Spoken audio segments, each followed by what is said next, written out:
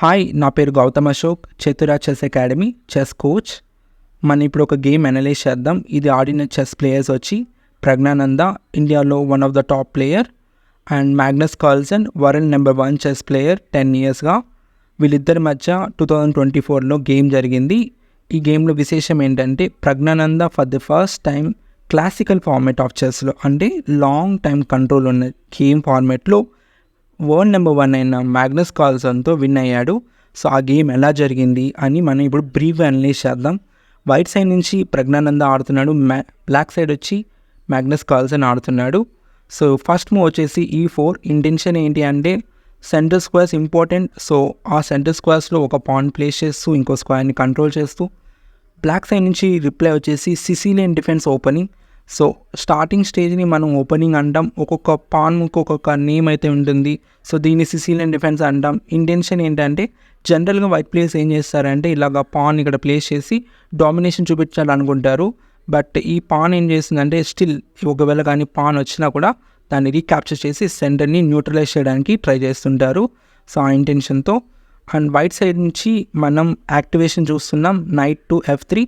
ఎందుకు అంటే స్టార్టింగ్ స్టేజ్లో మనం చేయాల్సింది ఏంటంటే నైట్ టు బిషప్ యాక్టివేట్ చేయాలి, అండ్ కింగ్ సేఫ్టీ కోసం క్యాజిల్ చేస్తూ ఉంటారు.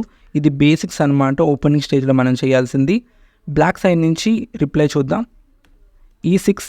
సో ఇంటెన్షన్ బిషప్ యాక్టివేట్ చేస్తూ and one of the centre స్క్వేర్ని పాన్ కంట్రోల్ చేస్తుంది. ఇది Sicilian Kan variation.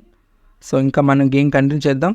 So D4 centre స్క్వేర్స్లో పాన్ని ఎంప్లాయ్ చేస్తూ అండ్ బిషప్ని యాక్టివేట్ చేస్తూ, మనం ఇందాక డిస్కస్ చేసాం ఈ పాన్ ఇంటెన్షన్ ఏంటంటే ఒకవేళ కానీ వైట్ ఈ స్క్వేర్లో కానీ ప్లేస్ చేస్తే దాన్ని న్యూట్రలైజ్ చేస్తూ రీక్యాప్చర్ చేయొచ్చు అని చెప్పి గేమ్లో కూడా అదే జరిగింది.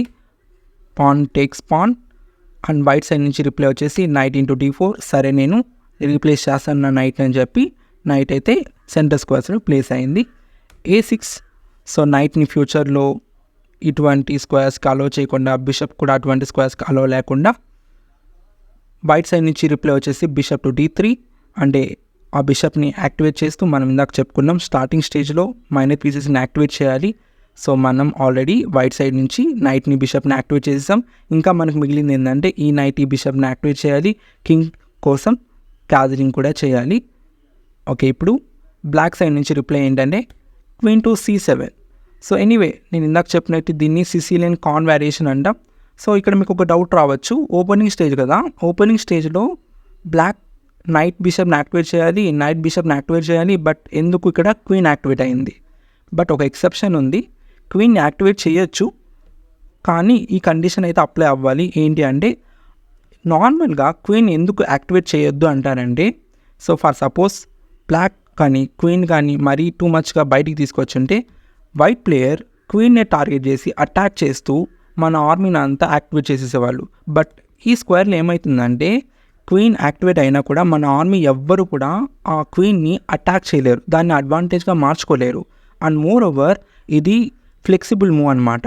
ఎందుకు అంటే సో బ్లాక్ ప్లేయర్ ఇంకా డిసైడ్ అవ్వలేదు తన నైట్ని తన బిషప్స్ని ఎక్కడ ప్లేస్ చేయాలని. సో ప్రస్తుతానికి ఫస్ట్ అయితే క్వీన్ని యాక్టివేట్ చేసి సో నెక్స్ట్ మూవ్స్లో తను డిసైడ్ అవుతాడు నైట్ని ఏదర్ C6లో ప్లేస్ చేయాలా లేదంటే D7లోకా, సో ఇంకా బిషప్ని ఇక్కడికి ప్లేస్ చేయాలా లేదంటే ఇక్కడికి ప్లేస్ చేయాలా అని తర్వాత డిసైడ్ అవుతాడు. సో ఇది ఒక ఫ్లెక్సిబుల్ మూవ్ అనమాట. ఓకే, సో వైట్ సైడ్ నుంచి తన డెవలప్మెంట్ కంటిన్యూ చేస్తూ క్యాజలింగ్, సో బేసిక్స్ ఫాలో అవుతున్నాడు ప్రస్తుతానికి, పొజిషన్ ఈక్వల్, ఇదంతా theory. Knight to F6 and white వచ్చేసి queen to E2. So same ఇందాక మనం డిస్కస్ చేసినట్టు ఇంకా ఇటు సైడ్ ఎట్లా యాక్టివేట్ చేయాలని చెప్పి ఇంకా ప్రజ్ఞానంద డిసైడ్ అవ్వలేదు. ఏదర్ నైట్ ఇక్కడికి యాక్టివేట్ చేద్దామా లేదంటే ఇక్కడికి యాక్టివేట్ చేద్దామా లేదంటే పాన్ పుష్ చేసి స్పేస్ తీసుకుందామా అని. సో అందుకని కొంచెం ఫ్లెక్సిబుల్గా ఉంటుందని చెప్పి, అండ్ మోర్ ఓవర్ ఇంకొక ఇంటెన్షన్ కూడా ఉంది, ఈ పాన్ ఇలాగా ఫార్వర్డ్ కూడా పుష్ చేయడానికి ఇది హెల్ప్ అవుతుంది. సో అందుకని క్వీన్ టు E2, అపోనెంట్ నుంచి D6. సో ఈ పాన్ స్ట్రక్చర్ని హెడ్జ్ హాగ్ అంటాము. సో వైట్కి ఏమంటే స్పేస్ ఉంటుంది, అంటే ఈ పాన్స్ ముందుకు వెళ్ళి మన ఆర్మీకి అంతా స్పేస్ ఇస్తుంది. సో దట్ మనకు అడ్వాంటేజ్ ఏంటంటే మన పీసెస్ కొంచెం ఫ్రీగా ఫార్వర్డ్ వెళ్ళగలవు, అటు ఇటు మూవ్ అవ్వగలవు. But whereas opponent's pawn structure ఎలా ఉంటుందంటే ఈ పాన్ కూడా ఫ్యూచర్లో ఇక్కడికి వస్తుంది. సో దీన్ని హెడ్జ్ హాగ్ పాన్ స్ట్రక్చర్ అంటాం. సో ఇలా రావడంతో ఏమవుతుందంటే బ్లాక్కి ఎటువంటి వీక్నెసెస్ ఉండవు. అంటే ఇది ఒక డిఫెన్సివ్ మోడ్ అనమాట. సో మన ఆర్మీ ఎవ్వరు కూడా యాక్టివ్ అయినప్పటికి కూడాను ఎవ్వరు కూడా ఫార్వర్డ్ వెళ్ళడానికి ఛాన్స్ లేకుండా ఆ పాన్స్ అన్నీ ఆ వీక్ స్క్వేర్స్ అన్నిటిని కవర్ చేస్తుంటాయి. లైక్ ఎవరిని రానికుండా ఆ స్క్వేర్స్ అన్ని గార్డ్ చేస్తుంటాయి. ఓకే, సో వైట్ సైడ్ నుంచి C4 సెంటర్ స్క్వేర్స్ని కొంచెం డామినేట్ చేయడానికి, ఎట్ ద సేమ్ టైం కొంచెం స్పేస్ అయితే గ్రాప్ చేయగలదు. అపోనెంట్ నుంచి knight BD7 very normal move, నైట్ని యాక్టివేట్ చేస్తూ వైట్ సైడ్ నుంచి నైట్ టు C3. సో ఈ ప్రస్తుతానికి ఇదంతా థీరీనే.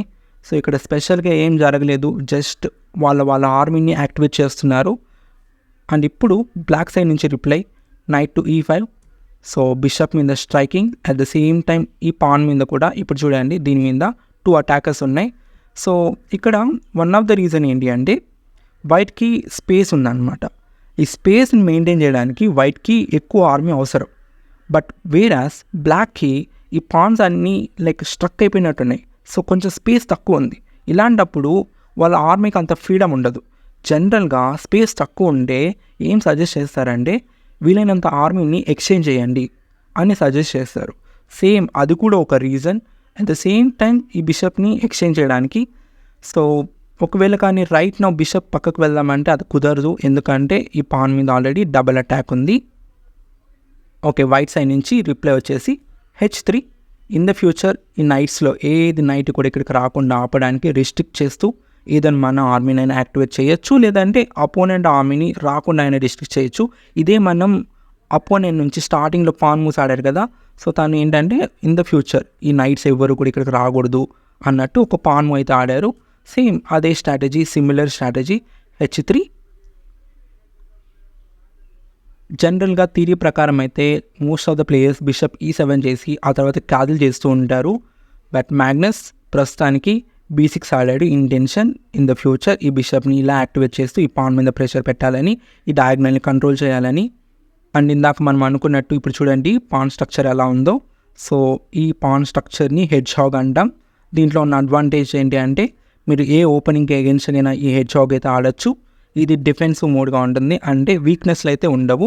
At the same time disadvantage ఏంటంటే కౌంటర్ అటాక్ అనేది కొంచెం డిలే అవుతుంది. స్టార్టింగ్లోనే అటాకింగ్ మోడ్లో ఉండదు, తర్వాత స్లోగా అటాక్ అనేది క్రియేట్ అవుతుంది. ఎనీవే నేను ఒక పాయింట్ యాడ్ చేస్తాను. నేను ఒకసారి టోర్నమెంట్ ఆడుతున్నాను. సో ఇంకొక ప్లేయర్ ఉన్నాడు, తను ఆల్రెడీ చాలా టోర్నమెంట్స్ విన్ అయ్యాడు. నేను వెళ్ళి ఈ హెడ్జ్ హాగ్ సెటప్ మీద ఒపీనియన్ అడిగాను.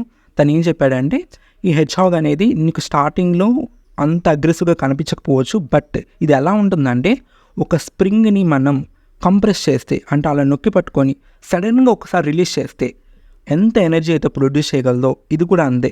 ప్రస్తుతానికి ఈ బిషప్స్ ఇవన్నీ కూడా, రుక్స్ అన్నీ కూడా సో ఆ పాన్స్ వెనకాల స్టక్ అయినట్టు అనిపిస్తుంది. బట్ వన్స్ కొన్ని పాన్ ఎక్స్చేంజ్ జరగగానే వాటికి చాలా ఎనర్జీ ఉంటుంది, అటాక్ కూడా క్లియర్గా అవి మెయింటైన్ చేయగలవని. ఓకే, సో అది హెడ్జ్ హాగ్ గురించి. వైట్ అయితే ఆల్మోస్ట్ తన డెవలప్మెంట్ అయితే కంప్లీట్ అయింది. స్టిల్ ఈ బిషప్ ఈ రుక్ ఇంకా యాక్టివేట్ అవ్వాలి. అండ్ ఇప్పుడు మూవ్ వచ్చేసి F4. So in the future ఈ పాన్స్ అయితే ముందుకు వెళ్ళి ఓపెన్ లైన్స్ క్రియేట్ చేస్తూ అటాక్ చేయడానికి హెల్ప్ అవుతాయి. సో అపోనెంట్ నుంచి knight takes bishop, it's a normal queen recaptures. And black side నుంచి రిప్లై వచ్చేసి బిషప్ టు B7. ఇక్కడికి కూడా అంత ఈక్వల్గానే ఉంది, ఎవరికి అడ్వాంటేజ్ లేదు, ఎవరికి డిసడ్వాంటేజ్ లేదు, ఇది ఈక్వల్ పొజిషన్. ఇప్పటి నుంచి అసలు గేమ్ స్టార్ట్ అయింది. వైట్ సైడ్ నుంచి ప్లేయర్ ఏమాడాడంటే F5.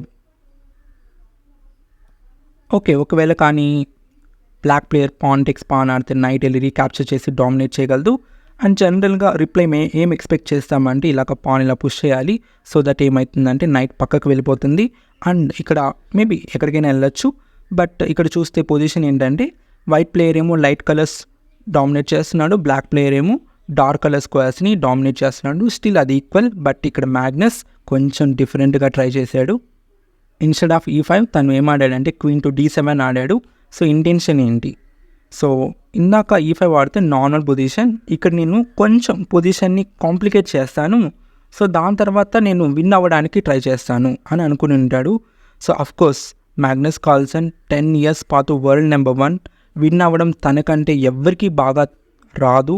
అంటే కాంప్లికేషన్స్ క్రియేట్ చేయడం, దాంట్లో నుంచి విన్ తెచ్చుకోవడం అనేది చాలాసార్లు చేసి ఉంటాడు. బట్ ఈ గేమ్లో మాత్రం ఇది ఒక ఎర్రర్. మేబీ ఇది తన ఫేవర్ అవ్వలేదు, ఇది ఒక స్లైట్ ఎర్రర్. తను ట్రై చేసింది, ఇక్కడ వర్కౌట్ అవ్వలేదు. కొన్నిసార్లు అది జరుగుతూ ఉంటుంది, అదే ఈ game. So queen to d7 slightly disadvantage జరిగింది ఇక్కడ. ఓకే, ప్రజ్ఞానంద తన ఆర్మీని యాక్టివేట్ చేయడానికి కంటిన్యూ చేస్తూ, ఇంకా మన దగ్గర బిషప్ రుక్ రెండు యాక్టివేట్ అవ్వాలి కదా. సో బిషప్ యాక్టివేట్ అవుతూ అట్ ద సేమ్ టైం నైట్ని అటాక్ చేస్తూ bishop to g5 and Magnus తన బిషప్ని యాక్టివేట్ చేశాడు. సో ఇంకా మనకి ఎవరు మిగిలి ఉన్నారు యాక్టివేట్ చేయడానికి అంటే రుక్ ఎప్పుడైనా సరే ఓపెన్ ఫైల్లో బాగా ప్లేస్ అవుతుంది. సో మంచిగా పర్ఫామ్ చేయగలదు. సో ఓపెన్ ఫైల్ అంటే ఎవరు పాన్ కానీ అడ్డు లేకుండా ఉంటే దాన్ని ఓపెన్ ఫైల్ అంటాం. ఇప్పుడు చూసేది మనం ఓపెన్ ఫైల్. ఇక్కడ రుక్ అనేది తన ఫుల్ పొటెన్షియల్ అయితే చూపించగలదు. And one more point to add, ఎప్పుడైనా సరే రుక్ కానీ అపోనెంట్ క్వీన్ ఉన్న లైన్లో కానీ ఉంటే టాక్టికల్గా ఇది కొంచెం స్లైట్ అడ్వాంటేజ్ ఇస్తుంది. ప్రస్తుతానికి మనకు కనపడకపోవచ్చు, ఫ్యూచర్లో టాక్టికల్ పొజిషన్స్ అరైజ్ అయినప్పుడు ఇది మనకి అడ్వాంటేజ్గా మారుతుంది. మనం నోటీస్ చేయొచ్చు వైట్ పరంగా ఎటువంటి ఎర్రర్స్ చేయలేదు, బేసిక్స్ ఫాలో అవుతూ తన ఆర్మీని యాక్టివేట్ చేస్తూ క్యాజిల్ చేయడం అన్నీ కూడా బేసిక్స్ ఫాలో అయ్యారు. అండ్ బ్లాక్ సైడ్ నుంచి స్టిల్ ఇంకా క్యాజిలింగ్ జరగలేదు. క్యాజిలింగ్ ఎంత ఇంపార్టెంట్ అనేది ఇప్పుడు మనకి గేమ్లో తెలియబోతుంది. సో ఇక్కడ మేబీ క్యాజిల్ ట్రై చేసి ఉండొచ్చు, బట్ అపోనెంట్ నుంచి రుక్ టు c8. సో తన రుక్ని యాక్టివేట్ చేస్తూ, అండ్ ఇప్పుడు వైట్ సైడ్ నుంచి క్వీన్ టు e2 మనం ఇందాక డిస్కస్ చేసాం. రుక్ క్వీన్ ఒకే స్ట్రైట్ లైన్లో ఉంటే ఇప్పుడు కాంప్లికేషన్స్ అనేది క్రియేట్ అయ్యి టాక్టిక్స్ అనేది క్రియేట్ అయితే ఇంటెన్షన్ ఇన్ ద ఫ్యూచర్ ఇలా పాన్ పుష్ చేసి ఆల్ ఆఫ్ ఏ సడన్ నైట్ని ఓపెన్ అప్ చేస్తాం అండ్ దెన్ రుక్ క్వీన్ మీద అటాక్ చేయగలదు. టాక్టిక్స్ అనేది క్రియేట్ అయ్యి వైట్కి అడ్వాంటేజ్ అనేది క్రియేట్ అవుతుంది. సో బ్లాక్ సైడ్ నుంచి రిప్లై వచ్చేసి పాన్. ఓకే, సో నేను ఇప్పుడు ఆ సెంటర్ స్క్వేర్స్ అనేది డార్క్ కలర్ స్క్వేర్స్ అనేది నేను తీసుకుంటాను, లైట్ కలర్ స్క్వేర్స్ అనేవి నువ్వు తీసుకో, ఇట్స్ ఆల్ ఈక్వల్ అని e5 మూవ్ వచ్చింది. కోర్స్ అది నెససరీ కూడా, ఇక్కడ తప్పదు, ఇది ఆడాల్సిందే. ఓకే, యాజ్ ఆఫ్ నౌ మన నైట్ అటాక్లో ఉంది. బట్ ఇక్కడ మనం కొన్ని స్ట్రాటజికల్ పాయింట్స్ అనేది మనం అర్థం చేసుకోవాలి. సో ఫస్ట్ ఆఫ్ ఆల్ ఈ పాన్ ఇక్కడికి రాగానే కొన్ని చేంజెస్ జరిగాయి పొజిషన్లో. సో ఈ స్క్వేర్ అనేది వీక్ అయిపోయింది. వీక్ స్క్వేర్ అంటే ఎవరైనా పాన్ కానీ ఆ స్క్వేర్ని కానీ కంట్రోల్ చేయలేకపోతే దాన్ని వీక్ స్క్వేర్ అంటాం. సో దానివల్ల యూజ్ ఏంటి? సో ఎవరైనా మన ఆర్మీని అక్కడ ప్లేస్ చేసామంటే అపోనెంట్ పాన్స్ ఎవ్వరు అటాక్ చేయరు, మన ఆర్మీ అక్కడ డామినేషన్ చూపించగలదు. సరే, ఓకే, ఇక్కడ ప్లాన్ ఏంటి? సో ఎవరైనా ఒక నైట్ని, ఇక్కడ మన దగ్గర 2 నైట్స్ ఉన్నాయి కదా, ఎవరైనా ఒక నైట్ ఇక్కడ స్టేబుల్గా కానీ ఉంచగలిగితే అది మనకు అడ్వాంటేజ్. బట్ ఫర్ నౌ నేను ఒక నైట్ని తీసుకెళ్తే ఇక్కడ ఈ నైట్ అయినా రీక్యాప్చర్ చేయగలదు, ఈ బిషప్ అయినా రీక్యాప్చర్ చేయగలదు.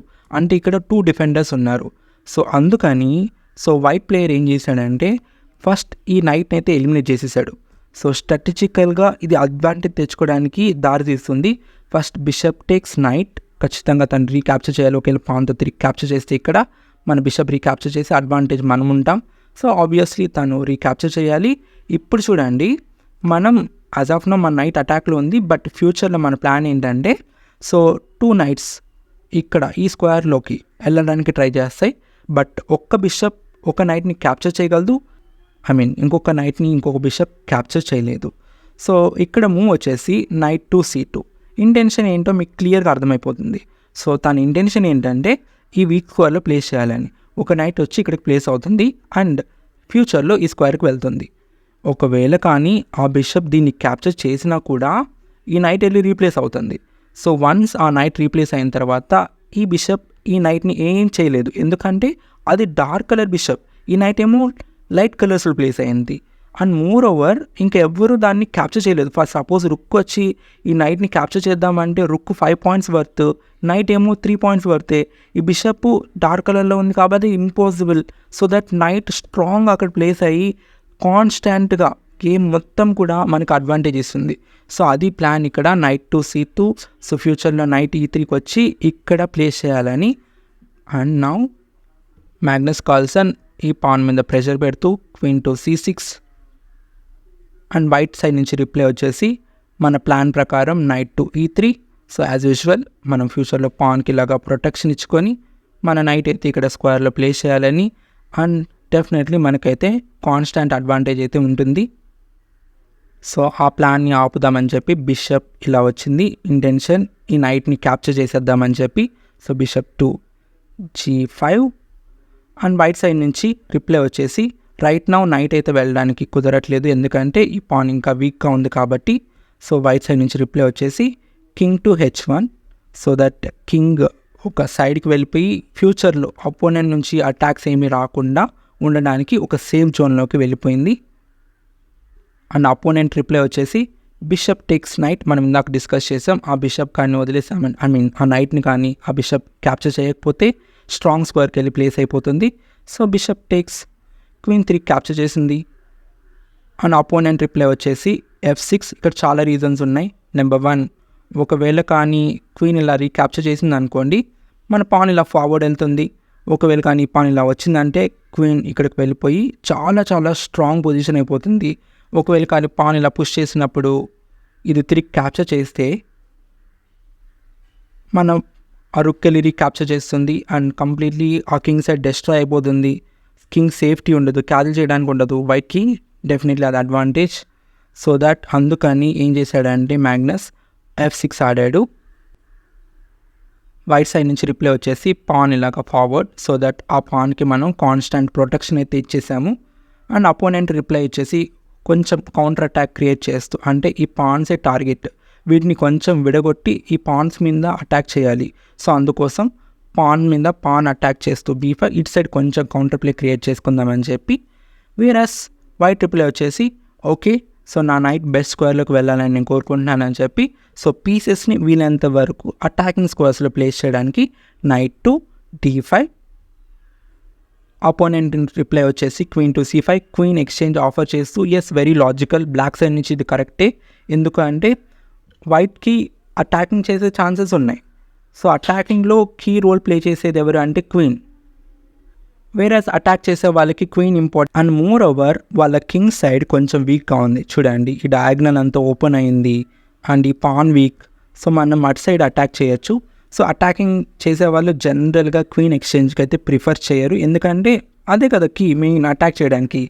So queen to f3, so in the future ఇటువైపుగా అటాక్ చేయడానికి ఒక ఛాన్స్ అయితే ఉంటుంది. అపోనెంట్ ఓకే, సో నేను చేయగలిగింది ఈ పాన్స్ని బ్రేక్ చేసి వీటి మీద అటాక్ చేస్తూ అడ్వాంటేజ్ తెచ్చుకోవడానికి ట్రై చేయొచ్చు అని చెప్పి ఆ ఇంటెన్షన్తో ఉంది. సో అపోనెంట్ రిప్లై వచ్చేసి పాన్ టేక్స్ పాన్, అండ్ మనం వచ్చేసి యాజ్ యూజువల్ మన అటాక్ కంటిన్యూ చేస్తూ క్వీన్ టు h5 చెక్. ఇక్కడ మనకి చాలా అడ్వాంటేజ్ అయితే జనరేట్ అవబోతుంది. అది ఎలా అంటే కింగ్ టు f8. ఇప్పుడు చూడండి, జనరల్గా క్యాజిల్ చేయడం వల్ల మన పొజిషన్ అబ్జర్వ్ చేయండి, మనం క్యాజిల్ చేసాం, మన రుక్ ఎక్కడికైనా మనం షిఫ్ట్ చేయొచ్చు, అటాకింగ్లో పార్టిసిపేట్ చేస్తుంది. బట్ వేరాస్ ఈ కింగ్ అడ్డు ఉండడం వల్ల ఈ రుక్ అయితే బయటికి రావట్లేదు. లిటరల్లీ తను ఒక రుక్ తక్కువ అయిపోయింది. సో గేమ్లో లేదు, జస్ట్ అదొక స్టాచ్యూ లాగా నిలబడిపోయింది అంతే, బట్ యూజ్ అయితే లేదు. సో అందుకని వీళ్ళని తొందరగా క్యాజిల్ చేస్తే మన రుక్ ఎఫిషియెంట్గా యూజ్ చేయగలం. ఓకే, సో వైట్ సైడ్ నుంచి రిప్లై వచ్చేసి రుక్ టు f3. సో నేనైతే ఈ పాన్ గురించి నేను కేర్ చేసుకోను, నా ఉన్న ఆర్మీ అంతా బెస్ట్ స్క్వేర్స్లో యాక్టివేట్ చేస్తాను, ఆర్మీని అంతా యాక్టివేట్ చేసి అటాక్ జనరేట్ చేస్తానని చెప్పి రుక్కును కూడా రీప్లేస్ చేయడానికి. నైట్ ఇక్కడ బ్యాకప్ ఇస్తుంది కదా, సో నేను వెళ్ళి నైట్ ప్రొటెక్షన్ ద్వారా నేను వెళ్ళి ఇక్కడ రీప్లేస్ చేస్తాను అన్నట్టు ఇంటెన్షన్తో. So rook to f3, so better స్క్వేర్స్లోకి రుక్స్ని షిఫ్ట్ చేస్తూ అపోనెంట్ నుంచి ఓకే ఈ నైట్ చాలా స్ట్రాంగ్ ఉంది, so exchange that knight. Course మనం డెఫినెట్లీ పాన్తో కాదు, రుక్ ఎప్పుడైనా సరే వీక్ స్క్వేర్స్లో మన ఆర్మీ ప్లేస్ అవ్వడం ఇంపార్టెంట్. సో ఇది ఏం చేస్తుందంటే మల్టిపుల్ అటాక్స్ అయితే చేస్తుంది. క్వీన్ మీద అటాక్, ఈ పాన్ మీద ప్రెషర్ ఇస్తుంది, అట్ ద సేమ్ టైం రుక్ చాలా బెటర్గా ప్లేస్ అయింది. అండ్ నౌ అపోనెంట్ రిప్లై వచ్చేసి క్వీన్ టు b6, మనం తిరిగి రీక్యాప్చర్ చేసాం. Pan takes pan, rook takes c4. And now white side నుంచి రుక్ టు b3. మనకేం కావాలి, సో ఎప్పుడైనా సరే మనం వాళ్ళ కింగ్డమ్లోకి వెళ్ళి ఆ కింగ్ని ఇక్కడ there is a great chance checkmating threats అయితే క్రియేట్ అవుతాయి. సో మనకు కావాల్సింది ఏంటంటే ఇదర్ 7th ర్యాంక్ అయినా వెళ్ళాలి, లేదంటే కుదిరితే ఇంకా ఫార్వర్డ్ వెళ్ళి వాళ్ళ ఆర్మీని అటాక్ చేయాలి. క్లియర్లీ మన ఇంటెన్షన్ ఏంటంటే వాళ్ళ రాజ్యంలోకి వెళ్ళి మన ప్లేస్ చేయాలని చెప్పి. So rook to b3. ఒకవేళ కానీ క్వీన్ కానీ పక్కకు షిఫ్ట్ అయితే మాత్రం మనకి ఈ ఓపెన్ ఫైల్ మీద కంట్రోల్ అయితే వచ్చేస్తుంది. సో అపోనెంట్ రిప్లై వచ్చేసి రుక్ ఇక్కడికి. అండ్ నౌ ఇక్కడ very good move from white side. So తను ఏం చేశాడంటే రుక్ని ఇక్కడికి తీసుకొచ్చాడు. ఇన్ కేస్ ఒకవేళ కానీ రుక్ ఇలా క్యాప్చర్ చేస్తే replace that rook with our rook, so that మళ్ళీ సింప్లీ మనకి ఓపెన్ ఫైల్ కంట్రోల్ అయితే వచ్చేసింది. అండ్ అపోనెంట్ అయితే మ్యాగ్నస్ కార్ల్సన్ క్యాప్చర్ చేశాడు. రుక్ టేక్స్ రుక్. అండ్ నా ఇప్పుడు చూడండి మనకు ఒక గ్రేట్ ఛాన్స్ అనమాట, ఓపెన్ ఫైల్లోకి వెళ్ళి ప్లేస్ చేసి ఇక్కడ స్కీవర్ అటాక్ ఇస్తూ వాళ్ళ రుక్ని క్యాప్చర్ చేయడానికి. సో అందుకోసం దాన్ని డిఫెండ్ చేస్తూ ఆ స్క్వేర్ని అట్ ద సేమ్ టైం క్వీన్ని కూడా గార్డ్ చేసుకుంటూ క్వీన్ టు C7. అండ్ ఇప్పుడు గమనించండి, ఇక్కడ ఆల్రెడీ రుక్ ఏమో తన బెస్ట్ అయితే ఇస్తుంది, వేరాస్ క్వీన్ ఇట్ సైడు అంత టూ మచ్ ఎఫెక్టివ్గా లేదు. We want queen. సో ఈ రుక్ క్వీన్ కానీ కోఆర్డినేషన్తో ఉన్నాయనుకోండి, మన రుక్ని వాళ్ళ కింగ్డమ్లోకి అయితే తీసుకెళ్ళగలం. ఓన్లీ రుక్ అయితే ఇది పాసిబుల్ అవ్వదు. సో మనకి ఇక్కడ క్వీన్ రిక్వైర్మెంట్ ఉంది. సో ఆల్రెడీ ఇట్ సైడ్ చేయాల్సిన డ్యామేజ్ అయితే చేసేసింది. అండ్ నౌ కమ్స్ క్వీన్ని D1 స్క్వేర్లోకి ఇంటెన్షన్ మేబీ సెంటర్ స్క్వేర్స్లో అయినా ప్లేస్ చేయొచ్చు, లేదంటే రుక్కి బ్యాకప్ ఇచ్చి రుక్ని వాళ్ళ కింగ్డమ్లోకి తీసుకెళ్ళి అటాక్ చేయొచ్చు. లెట్స్ సే ఇమాజిన్ మన రుక్ అని అక్కడికి వెళ్ళింది అనుకోండి, కింగ్ ఇలా వచ్చినప్పుడు మళ్ళీ క్వీన్ మీద కూడా అటాక్ చేయొచ్చు. ఇటువంటి మల్టిపుల్ అటాకింగ్ ఛాన్సెస్ అయితే ఉన్నాయి. Queen to D1 very good move. Opponent నుంచి G6 రిప్లై. అండ్ ఇప్పుడు మనం యాజ్ పర్ ద ప్లాన్ రుక్ని వాళ్ళ కింగ్డమ్లోకి తీసుకెళ్ళడానికి క్వీన్ వచ్చి బ్యాకప్ ఇస్తుంది. సో దట్ నెక్స్ట్ మూవ్స్లో మన ప్లాన్ ఏంటంటే సింప్లీ రుక్ని ఇలా తీసుకెళ్తాం. కింగ్ కానీ ఏ స్క్వేర్కి వెళ్ళినా కూడా, సో మేబీ లెట్స్ సే ఇక్కడికి వెళ్ళినా కూడా దెన్ సింప్లీ రుక్ ఇక్కడికి చాలా సీరియస్ థ్రెట్ ఇక్కడ. ఓకే, యాక్చువల్లీ గేమ్లో వచ్చేసి రుక్ ఇక్కడికి వచ్చింది. మీకు ఒక డౌట్ వచ్చిండొచ్చు, మేబీ రుక్ పైకి వెళ్ళొచ్చు కదా, ఇక్కడికి వెళ్ళి డైరెక్ట్ కింగ్ని అటాక్ చేయొచ్చు కదా అంటే చూద్దాం ఒకసారి ఏమవుతుందో. రుక్ కానీ ఇలాగ వెళ్ళి చెక్ ఇస్తే కోర్స్ వాళ్ళ రుక్ని గార్డ్ చేయడానికి కింగ్ అయితే ఇక్కడికి రావాలి. మనం ఇంకొక అటాకర్ని తీసుకొచ్చి క్వీన్ చెక్ ఇస్తాము. అండ్ నౌ కింగ్ అయితే ఖచ్చితంగా ఆ రుక్ని వదిలేసి వెళ్ళిపోవాలి. కింగ్ ఇలా వచ్చేసింది అనుకోండి, మనకి రుక్ ఫ్రీగా వచ్చింది కదా అని చెప్పి వెళ్ళి క్యాప్చర్ చేసేస్తాం. బట్ ఇక్కడ అపోనెంట్కి కౌంటర్గా క్వీన్తో వచ్చి చెక్ ఇస్తాడు. అండ్ కింగ్కి మిగిలిన స్క్వేర్స్ కింగ్ ఇటు వెళ్ళాలి. అండ్ ఇంకా పర్పెచువల్ చెక్ అంటే ఇంకా మళ్ళీ రిపీటెడ్గా చెక్లు వస్తూనే ఉంటాయి ఎట్టి వెళ్ళినా కూడా. And that is going to be draw. So కాబట్టి ఇన్స్టెడ్ ఆఫ్ దట్ మీరు ఇలాగైనా చెక్ ఇవ్వచ్చు, లేదంటే ఇంటూ C8 అయినా. సో ఇలాగ చెక్లు అయితే వస్తూనే ఉంటాయి.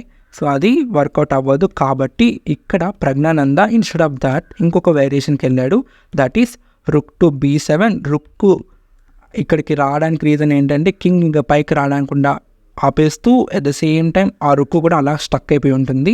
సో అది కాన్స్టెంట్ అడ్వాంటేజ్ అయితే ఇవ్వగలదు. అండ్ అపోనెంట్ రిప్లై వచ్చేసి pan takes pan. In the future ఎప్పుడైనా సరే రుక్ని ఇలా యాక్టివేట్ చేస్తూ ఇలా ఓపెన్ ఫైల్ క్రియేట్ అవుతుంది కదా అని ఇంటెన్షన్తో. అండ్ నౌ వైట్ రిప్లై వచ్చేసి కింగ్ టు H2. మనం ఇందాక చూసాం కదా, ఒకవేళ కానీ క్వీన్ కానీ ఇలాగా చెక్ ఇచ్చింది అనుకోండి, సో అది పర్పెచువల్ అవుతుందని చెప్పి అలా ఫస్ట్ అయితే చెక్ రాకుండా కింగ్ కొంచెం సేఫ్ జోన్కి తీసుకెళ్తూ నెక్స్ట్ మూవ్స్లో అటాక్ని ప్రిపేర్ చేస్తూ ఫస్ట్ మన కింగ్ని అయితే సేఫ్ స్క్వేర్లోకి తీసుకెళ్ళిపోయాం. అపోనెంట్ నుంచి rook to G8. And now comes the extraordinary move. ఇక్కడ queen to B3 with the threat, check mating threat. మీరు ఇంకొక వేలో కూడా కంటిన్యూ చేయొచ్చు, but this is the best way. So queen to B3 ఇక్కడ చెక్ మేటింగ్ థ్రెట్. రుక్ ఇక్కడ already backup ఇస్తుంది, మన క్వీన్ వెళ్ళి చెక్ మేట్ ఇవ్వాలనుకుంటుంది. అండ్ బ్లాక్ సైడ్ నుంచి రిప్లై వచ్చేసి D5 ఆడడం జరిగింది, ఈ క్వీన్ని బ్లాక్ చేస్తూ. ఓకే, మీకు ఒక క్వశ్చన్ అరైజ్ అయ్యొచ్చు, మేబీ రుక్ ఇలాగా ఆడొచ్చు కదా అంటే, ఒకవేళ కానీ రుక్ ఇలాగ వచ్చిందంటే మాత్రం ఫస్ట్ మనం రుక్తో చెక్ ఇస్తాం, కింగ్ ఈ స్క్వేర్కి రావాలి. సారీ, ఇక్కడైతే మన క్వీన్ కంట్రోల్ చేస్తుంది కాబట్టి ఈ స్క్వేర్కి రావాలి. అండ్ మన క్వీన్ కూడా అటాక్లోకి వెళ్ళిపోతుంది. మిగిలిన స్క్వేర్ కింగ్ ఇక్కడికి రావాలి. అండ్ దెన్ రుక్ ఇక్కడికి వచ్చి చెక్ ఇస్తుంది. దానికి మిగిలిన ఓన్లీ ఆప్షన్ రుక్తో బ్లాక్ చేయడం. స్టిల్ అది చెక్ మీట్ అనమాట. సో కాబట్టి ఇది వర్కౌట్ అవ్వట్లేదు. సో దానికి మిగిలిన ఇంకొక ఆప్షన్ ఏంటంటే ఇందాక మనం చూసినట్టు పాన్తో బ్లాక్ చేయాలి. సో అది చూద్దాం ఏమవుతుందని.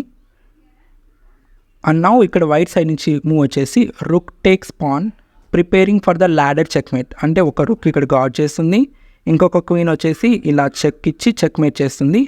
అండ్ ఇక్కడితో గేమ్ అయితే ఎండ్ అయిపోయింది. ఈ మూవ్ తర్వాత black player Magnus Carlsen resign అయితే ఇచ్చేశాడు.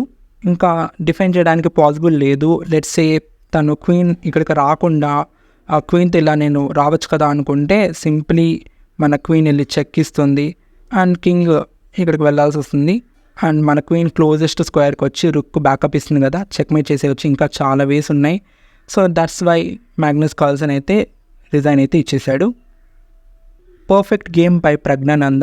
అన్ని మూవ్స్ చాలా అక్యురేట్గా ఆడాడు. అండ్ మనం నోటీస్ చేయొచ్చు ఇక్కడ క్యాజిలింగ్ చేయకపోవడం వల్ల ఒక రుక్ అయితే ఇన్యాక్టివ్ అయిపోయింది. దట్స్ వై క్యాజిలింగ్ చేయడం చాలా ఇంపార్టెంట్. పర్టికులర్లీ మ్యాగ్నస్ కార్ల్సన్ ఇక్కడ కొంచెం పొజిషన్ని కాంప్లికేట్ చేద్దాం అనుకున్నాడు, బట్ అది రాంగ్ అయింది. Otherwise Magnus Carlsen is extraordinary player. That's it. ఇలాంటి గ్రాండ్ మాస్టర్ గేమ్ అనాలిసిస్ కోసం నేను ఒక యాప్లో ఒక కోర్స్ ఇస్తున్నాను. చతురా చెస్ కోర్సెస్ అనే యాప్లో నేనైతే ట్రైనింగ్ ఇస్తున్నాను. ఒక కోర్స్ క్రియేట్ చేసి మీరు కూడా బేసిక్స్ నుంచి కంప్లీట్గా చెస్ నేర్చుకోవాలి అనుకుంటే ఆ కోర్స్లో జాయిన్ అవ్వచ్చు. నేను లింక్ కింద ఇస్తాను.